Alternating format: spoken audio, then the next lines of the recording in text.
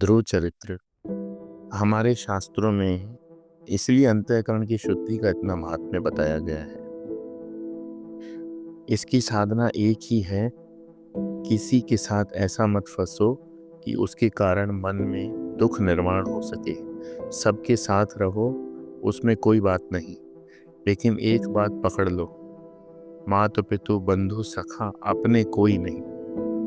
सबके साथ रहो लेकिन पकड़ के रखो कन्हैया को, तभी जाकर समत्व की सिद्धि होगी, अन्यथा नहीं। कैसी विडंबना है, हम कितनी ही बार ये सब सुनते हैं, फिर भी इस जगत की वस्तुओं और व्यक्तियों को लेकर हमारे मन में निक्षेप होते हैं, लेकिन हमारा देहात्म भाव नहीं गया। जब तक देहात्म भाव बना हुआ है तब तक कुरुते गंगा सागर गमनम व्रत परिपालन अथवा दानम ज्ञान विहीन सर्वमतेन भजति न मुक्तिम जन्म शतेन। देखो महाराज, अपना पूरा ध्यान इसी पर रहे, किसी ने कुछ अच्छा बुरा किया और मन में खटपट हो गई तो समझ लेना कि देहात्म भाव बना हुआ है। परमात्मा समाहित अर्थात सबको प्रभु की प्राप्ति मानो हो गई है। जो मान अपमान में प्रशांत है, मैत्रेय जी कहते हैं, हे विदुर, जिसका मन भगवान के चरणारविंद में लग गया, वे भक्त जगत की किसी भी वस्तु या व्यक्ति के प्रति आकर्षित नहीं होते, उनकी इच्छा नहीं करते, उनका संग्रह नहीं करते।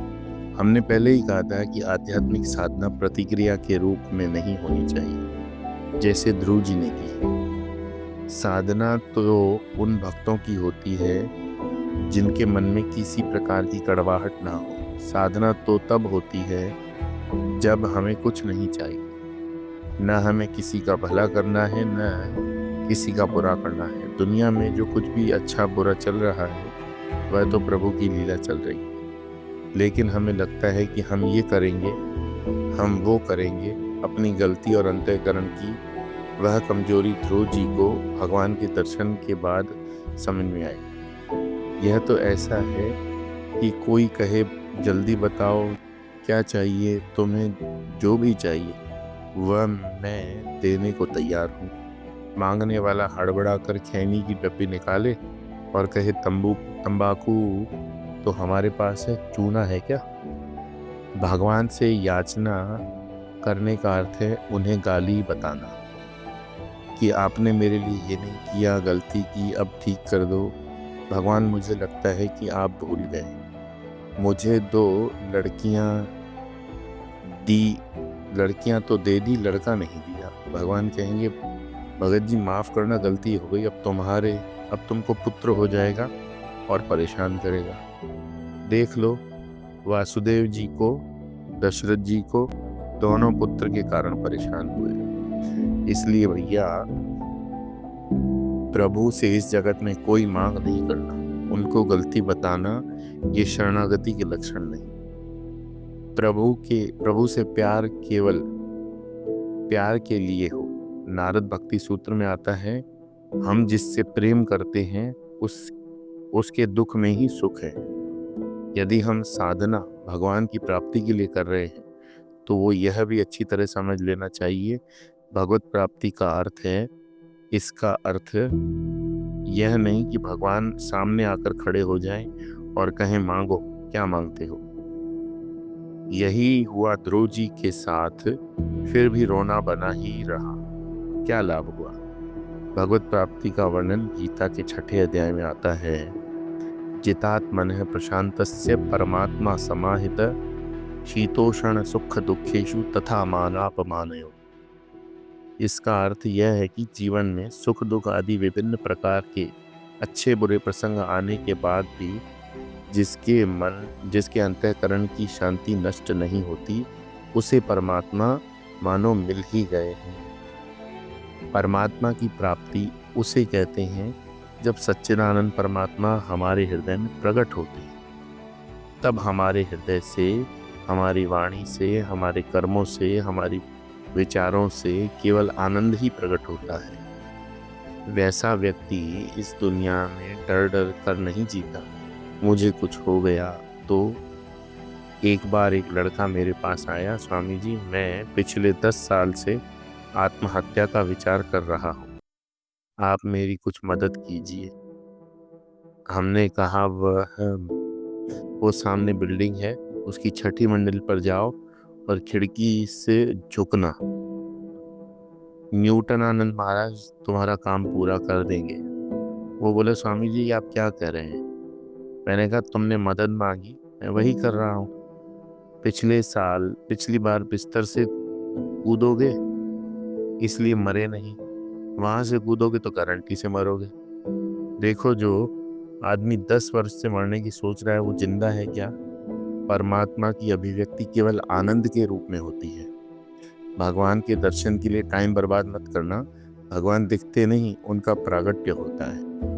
भाई प्रगट कृपाला दीन दयाला कौशल्या हितकारी। भगवान प्रकट होते हैं जब भक्त के हृदय में जिसमें किसी के प्रति कोई दुर्भावना नहीं है। भगवान वासुदेव के पुत्र के रूप में प्रकट हुए। वासुदेव का अर्थ है शुद्ध अंतःकरण। जिस अंतःकरण में किसी प्रकार की कामना नहीं, उसी में काम पति परमात्मा विराजमान होते हैं। इस परमात्मा को अपने हृदय में प्रकट करना ही तो साधना है। काम की गंदगी बिल्कुल ना हो। जब तक हमारे हृदय में जरा सी भी कामना रहेगी, तब तक सारी पूजा पोथी उसी के लिए चलेगी। जैसे समझो हमें एक अस्पताल चलाना है, मैं जिस व्यक्ति से मिलूंगा उसके साथ इसी प्रकार की बातें करूंगा। बाबूजी देखिए ऐसा काम है, आप सबके लिए कुछ सहयोग कीजिए। समझिए कि बाबूजी ने ये दिया, ये कह दिया, देखो महाराज हम किसी को पैसे वैसे नहीं देते, अगली बार बाबूजी मिलने आएंगे तो मेरा व्यवहार कैसा होगा।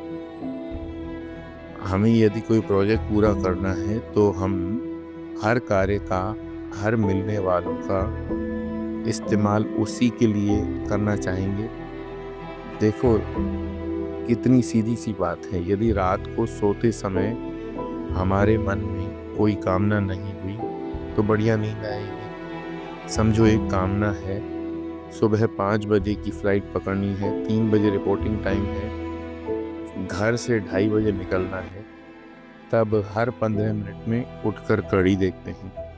एक छोटा सा संकल्प हमें चैन की नींद सोने नहीं देता, तो फिर जगत में ये करना है, वो करना है आदि संकल्प लिए रहेंगे तो क्या वे प्रभु की प्राप्ति होने देंगे? और समझो प्रभु प्राप्त हो भी गए तो हम ध्रुव जी की भांति उनका तिरस्कार ही करेंगे। इसके लिए महत्व भगवान का नहीं था, उनके लिए महत्व उस स्थान का था जहाँ से उन्हें कोई न हटा सके। भगवत गीता में आया, संकल्प प्रभवान कामान त्यक्त्वा सर्वान अशेषतः। जब तक अंतःकरण में एक भी संकल्प के प्रभाव से उत्पन्न काम है, तब तक ध्यान नहीं लग सकता। इसलिए हम कहते हैं कि ध्यान के समय कुछ बनो मत। यदि पति बनकर ध्यान करोगे तो पत्नी आकर खड़ी हो जाएगी, यदि सास बन के ध्यान करोगे तो बहू ही दिखाई देगी। किसी का दुश्मन बनकर ध्यान करोगे तो एक क्षण के लिए भी ध्यान नहीं लगेगा।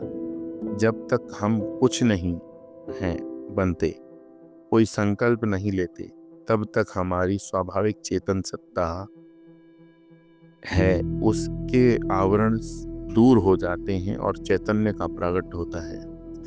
मीराबाई कहती हैं, घूंघट के पट खोल रे तो है पिया मिलेंगे। ये घूंघट क्या है? ये घूंघट है वृत्तियां, इच्छाओं का घूंघट है, राग द्वेष का है, मांगने का है, डर का है, काम का है, क्रोध का है, लोभ का है। इन सब की विस्मृति ही परमात्मा की स्मृति है। जब हम दुनिया का स्मरण करते हैं तो उसे ही कहते हैं कि परमात्मा का विस्मरण। दुनिया की विस्मृति भगवान की प्राप्ति। देखो, साधना करते हो तो लक्ष्य को ठीक समझना आवश्यक है। एक बार सज्जन पीछे पड़ गए, स्वामी जी मैं आपको छोड़ूंगा नहीं, आप मुझे निर्विकल्प समाधि दिखाओ। हमने कहा, तुम मांग रहे हो, उसका मतलब भी समझते हो? मुझे बताओ कि निर्विकल्प समाधि किसे कहते हैं। उसने कहा, स्वामी जी मुझे तो मालूम ही नहीं, लेकिन आपको तो मालूम है। हमने कहा, विकल्प माने ऑप्शन, बताओ तुम्हारे मन में कोई ऑप्शन है क्या कि तुम देह हो या देह से भिन्न हो? उन्होंने कहा, कोई ऑप्शन नहीं। हमने कहा, बस तब तब तो हो गई निर्विकल्प समाधि। वे बोले, स्वामी जी आपने तो बिल्कुल ही पंचर कर दिया। फिर एक सज्जन ने कहा, स्वामी जी अनेक संत महात्माओं ने से हमने सुना है आत्मचिंतन करो, लेकिन आत्मचिंतन का मतलब कोई नहीं बताता, आप बताइए। हमने कहा, आत्मचिंतन का विषय है ही नहीं, चिंतन करना छोड़ दो। अनात्म वस्तु के चिंतन के अभाव में आत्म अनुभूति प्रकट हो जाती है। साधना में समझदारी अत्यंत आवश्यक है। ध्रुव जी की कथा से हमें यही सीखना है। उन्होंने ओम नमो भगवते वासुदेव का जाप करके एक टांग पर खड़े होकर भगवान को नीचे उतार दिया, बड़ा तीर मारा, लेकिन मांगा क्या? चूना। मैत्रेय जी पुनः ध्रुव की कथा पर आते हैं। राजा उत्तानपाद को जब पता चला कि ध्रुव जी आ रहे हैं, अब उनको अपने सौभाग्य पर सहसा विश्वास नहीं हुआ। फिर उन्होंने नारद जी की बात याद आई। वे पुत्र की अगवानी के लिए आगे गए और योग्य प्रकार से उनका स्वागत किया। ध्रुव जी ने अपने पिता और दोनों माताओं को नमस्कार किया। माता सुरुचि ने उनको गदगद कंठ से चिरंजीवी हो ये कहकर बहुत आशीर्वाद दिया। इस पर मैत्रेय जी कहते हैं, जिसके ऊपर भगवान प्रसन्न होते हैं और मैत्री आदि गुणों के द्वारा जिसके हृदय में भगवान की भक्ति जागृत हो जाती है, उसके आगे सभी झुक जाते हैं। यहाँ भगवान की भक्ति का एक स्वरूप बताया है, मैत्री। भगवद गीता के 12वें अध्याय में भी भक्त के लक्षण बताते हुए कहा गया, अद्वेष्टा सर्वभूतानां मैत्रः करुण एव च। वहाँ भक्त के 33 लक्षण बताए। भक्त की भक्ति इन लक्षणों के साथ होनी चाहिए, तभी असली भक्ति है। अद्वेष्टा सर्वभूतानां, यानी किसी के प्रति सपने में मजाक में भी द्वेष की भावना नहीं आनी चाहिए। अंतःकरण की शुद्धि को महत्व नहीं दिया। डंडे पकड़ लिए, मेकअप कर लिया, मालाएं पहन ली, कपड़े रंग लिए, कमंडल खड़ाऊ धारण करके भी तो उससे बस 2 टाइम की रोटी ही मिल जाएगी, कुछ नहीं होने वाला।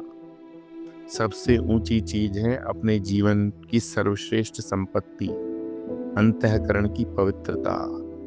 इसी को कहते हैं समत्व योग। ऐसे भक्त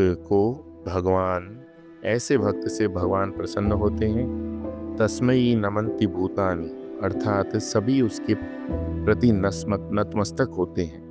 नतमस्तक होने का मतलब अपने सर का तेल उनके पैरों में पहुंचना नहीं। इसका तात्पर्य है कि उनका कोई विरोध नहीं कर सकता, न वे किसी के विरोधी होते हैं। जिस प्रकार पानी ऊपर से नीचे की ओर बहता है, उसी प्रकार ऐसे भक्त सबके लिए वंदनीय होते हैं।